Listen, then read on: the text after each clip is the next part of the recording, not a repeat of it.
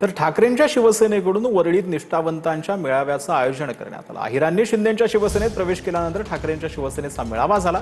खासदार फोडण्यातही सचिन अहिर यांचा हात होता असं वेडणेकरांनी आरोप केलाय।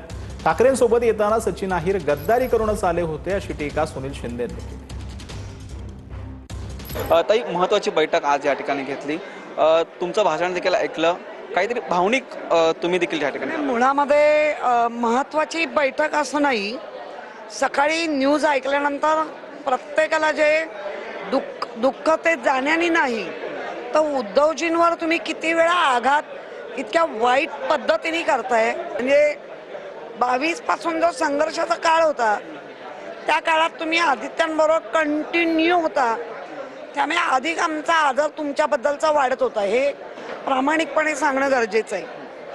पण तुम्ही तो आदर एका क्षणाला घालवून टाकलात आणि आज सैनिकच नाही तर या वरळी विधानसभेतला मतदार पण हळहळतोय।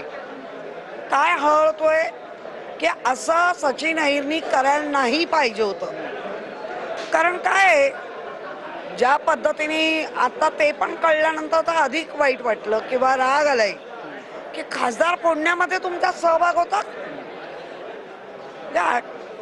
आश्चर्य वाटतंय की किती मुखवटे आपण करू शकतो, आणि आम्ही तुमच्यावर निस्सीम प्रेम केलं एक भाऊ म्हणून। आमच्या वाटेला काय आलं हे जर आम्ही प्रश्न विचारतोय, तर आदित्य ठाकरे किंवा आमचे उद्धवजी, रश्मी वहिनी इतक्या मानाने सन्मानाने तुमच्याशी, त्यांच्यावर काय आघात झाला असेल। सुनील सर, आज महत्त्वाची बैठक आहे ती या ठिकाणी घेण्यात आली। अनेक कार्यकर्ते आहेत ते उपस्थित होते, काय नक्की संदेश देण्यात आला?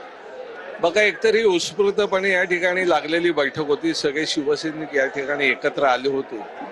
शेवटी नाही म्हटलं तरी माननीय आदित्य साहेबांचा हा मतदारसंघ आहे आणि या मतदारसंघातील जे जागरूक आणि म्हणजे अतिशय सक्षम असे शिवसैनिक आहेत, त्या सगळ्या शिवसैनिकांना ह्या गोष्टी पटलेल्या नाहीत। एकतर तुम्ही शिवसेनेत आली, आमच्याकडून तुम्ही मान सन्मान घेतला आणि आता मान सन्मान घेऊन तुम्ही परत या ठिकाणी आमच्याशी गद्दारी करून पुढे जाता, ह्या सगळ्या भावना लोकांना पटलेल्या नाहीत किंवा जनतेलाही पटलेल्या नाही आहेत। लक्षात ठेवा, आता आहे की शिवसैनिक म्हणून शेवटी प्रतिक्रिया देणारच, आणि प्रतिक्रियेसाठी सगळे एकत्र आलेले शिवसैनिक या ठिकाणी आहेत। या ठिकाणी शिवसैनिकांच्या कामाच्या जोरावर आम्ही प्रतिनिधी झालो। लक्षात ठेवा, कुठेही कोणाची इथे वैयक्तिक ताकद नाही किंवा कोणाच्याही वैयक्तिक ताकदीने कोण मोठा झालेला नाहीये, तर या सगळ्या कार्यकर्त्यांच्या जीवावरती मोठे झालेले आम्ही आहेत। त्याच्यामुळे आमच्या दृष्टीने हे कार्यकर्ते आणि कार्यकर्त्यांची निष्ठा आमच्यासाठी अतिशय महत्त्वाचं आहे। तिचा मान राखणं, किंवा आज जो कार्यकर्त्यांच्या निष्ठेचा अपमान झालेला आहे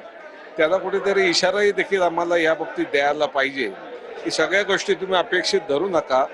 या ठिकाणी आम्ही सगळ्या गोष्टी अपेक्षित धरून चालणारे नाही आहेत। आज तुम्ही जर सत्तेत बसून या ठिकाणी आमच्याशी वेडेवाकडे खेळ करणार असाल तर भविष्यात या ठिकाणी संघर्षाची तयारी आमची पण आहे।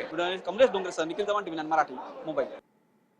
तर जुलैच्या पहिल्या आठवड्यामध्ये चांगला पाऊस पडणार हवामान विभागानं हा अंदाज वर्तवलाय। राज्यामध्ये जूनमध्ये 47% पावसाची तूट हवामान विभागानं सांगितलेली आहे। उद्यापासून संपूर्ण आठवडाभर कोकण गोवा विभागामध्ये बहुतांश ठिकाणी पाऊस पडण्याची शक्यता आहे।